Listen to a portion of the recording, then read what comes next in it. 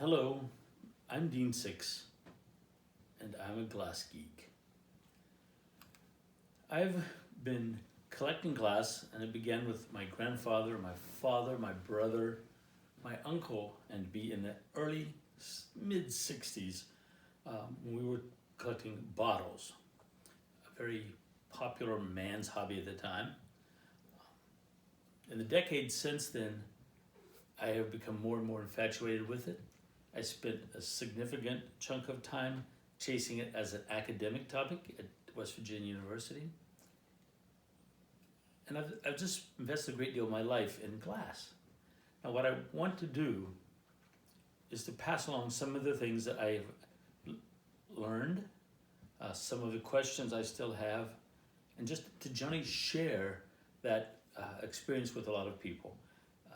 I've written books and articles and done public speaking, but those don't reach a lot of people. It seems to me that in this day and age, technology is the answer. So we have are creating a YouTube channel to talk about glass. That's in the broadest possible sense. So let's talk about what kind of glass we might cover in the days, weeks, months, years ahead. I'm a big lover of marbles. More marble factories in my home county in West Virginia than in the rest of the world combined. Spent a lot of time learning about marbles, grew up with the people whose families owned them. My family worked in them. I visited them. I don't want this to sound boastful, and that's important consideration of mine. But I want to tell you now, up front, and perhaps a little bit as we go along, why you should believe me or why you should question me, and what the basis is for what I tell you. I think a great deal of history, and particularly of collectible history, if someone tells us something, the internet has let that explode, but we don't know why that might or might not be credible. And I'm going to tell you why. Because I was inside of the factories. My grandmother worked in them, my father hauled glass to them, and the people I grew up with worked in them, and in a few cases still do. Marbles would be a big part of that story, and this is a handmade marble from West Virginia. And 20 some years ago, I started a marble festival, which resulted in wonderful experiences, talking to a number of people who long since have passed away, and a great deal of information gathering. So marbles will always be a part of what we talk about here. Fruit jars will always be a part of what we talk about here. My family began collecting canning jars, fruit jars, whatever you want to call them, in the 60s. That has grown to being a really significant collection, most of which is housed in my brother's home. He and my sister-in-law have become the curators of that particular collection. But years of chasing, lots of questions, lots of research, and befriending some of the most knowledgeable fruit jar researchers, historians that we've ever had. Dick Roller would be one of my role models and heroes in fruit jar history. Bottles go with fruit jars. The whole idea of containers, we've collected those. This is a Hutchinson soda from right about 1900, but lots of time spent attending bottle shows all over the East Coast, talking to other dealers and collectors, writing about it and researching it. I lived growing up about 20 some miles from Fenton Art Glass, the original creators of Carnival Glass, and would count among my friends the late Frank Fenton, owner, president, one of the owners, the family owned the company, and one of the presidents of the company for many, many years. Frank knew everyone in the glass industry and was always exceptionally kind in answering questions and sharing with hundreds of us who profited from Frank's endless knowledge. Habsburg Cunier art glass from the 1870s. Fortunate enough to spend a lot of time knocking around in Wheeling, where Hobbs was, Wheeling, West Virginia. Also befriending Holly McCluskey, who is the glass guru and museum staff person at Ogilvy Institute for many years, and Tom and Neil Bredehoff, authors of a number of great books on glass, have for many years been people I would count as some of my dearest friends. Their book on Hobbs is the only one, and it is pretty close to being the final word on what we'll ever know about Hobbs.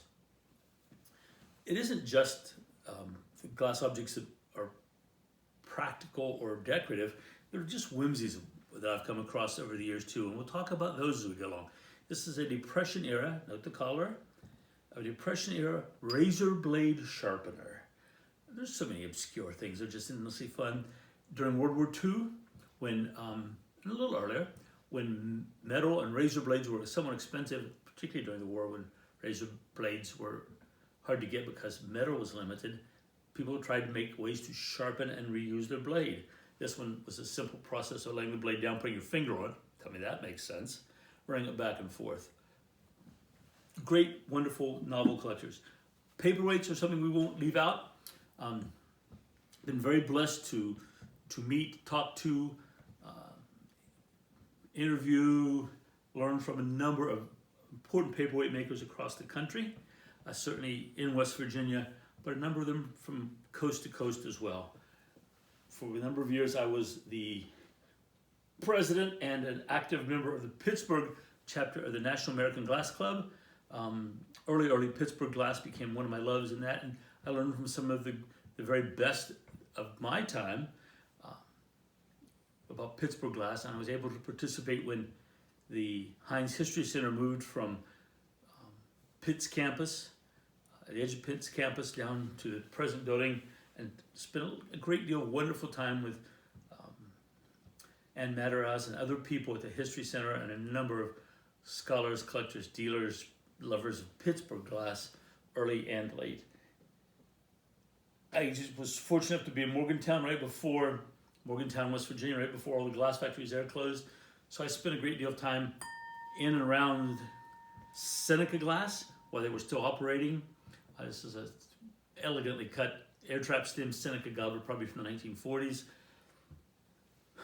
Would take evenings and walk down and sit on the railroad tracks looking into the factory and just watch them make glass, the roar of the fire, the workmen working the second shift, sitting there for hours watching them, going during the day and quizzing people there, what were you making last night? What is it?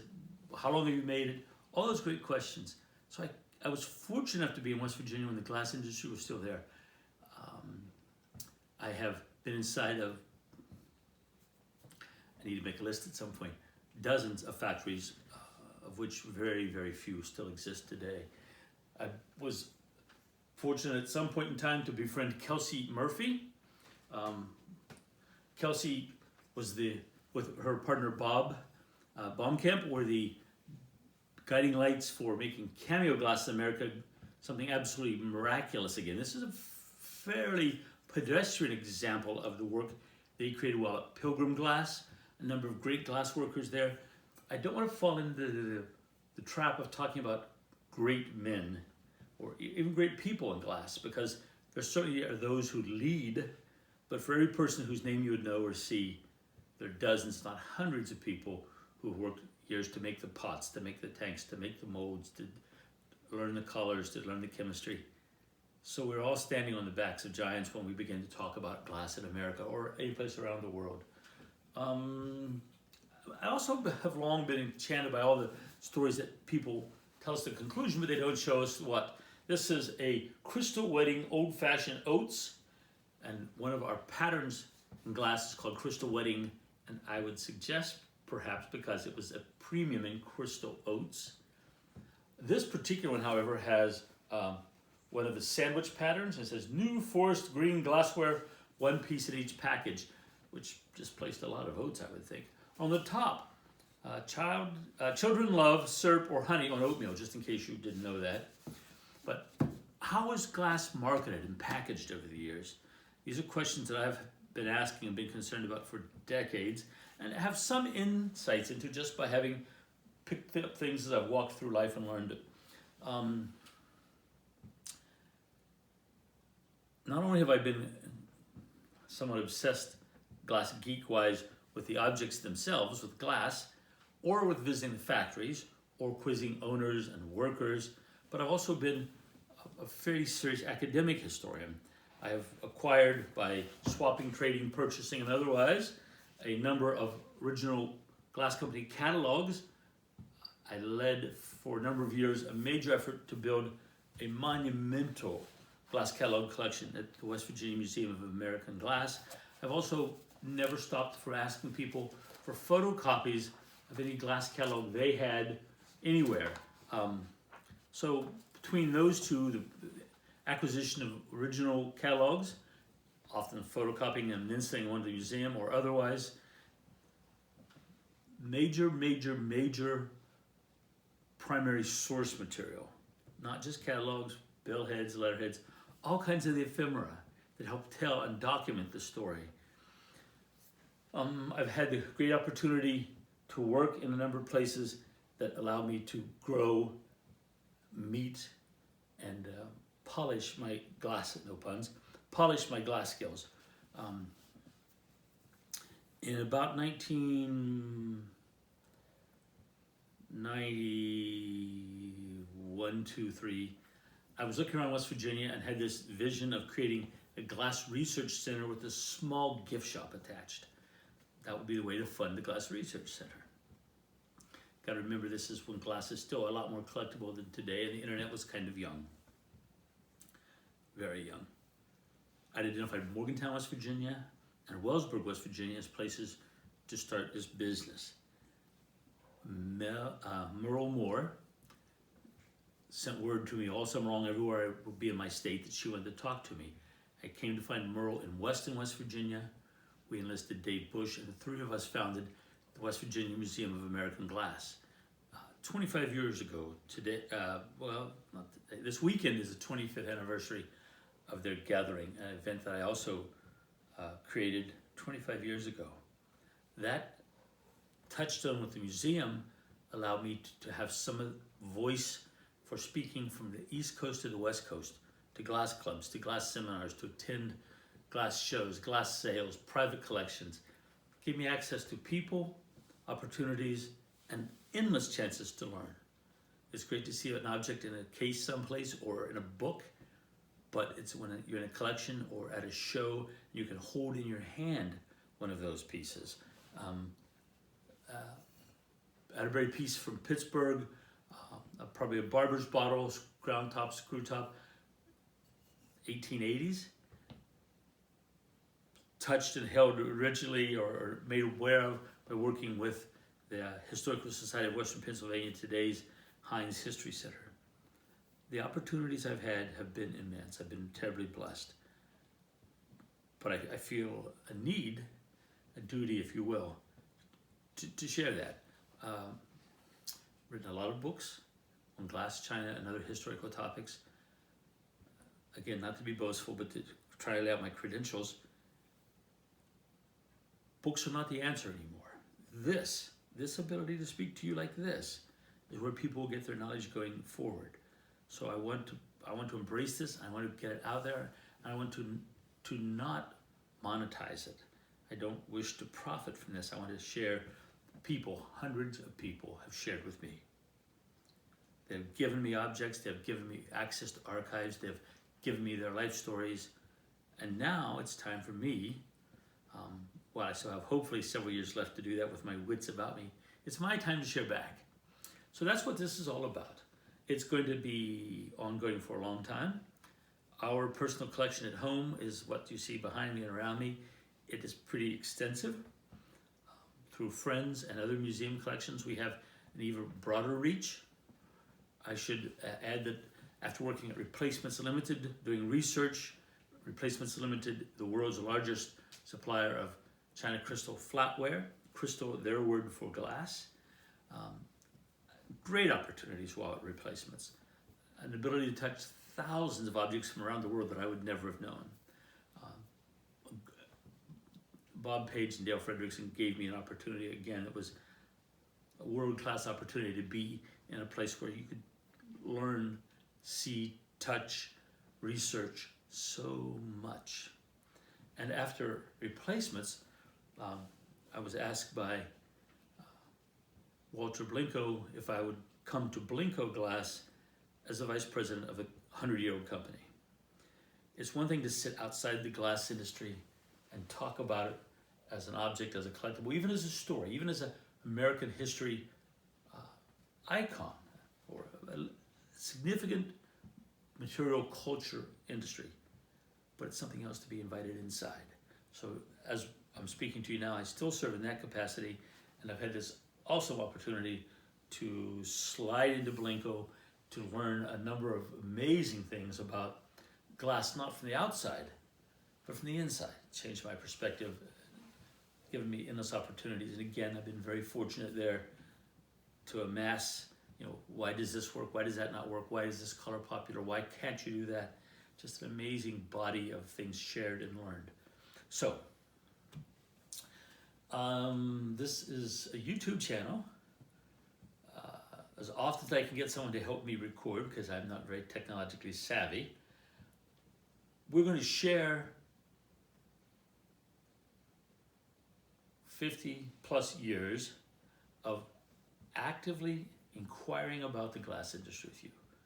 The purpose is pretty simple, is to preserve it and to pass it on. I don't want to not repeat this, it is redundant, but what I tell you because so many other people have been kind enough to tell me for decades.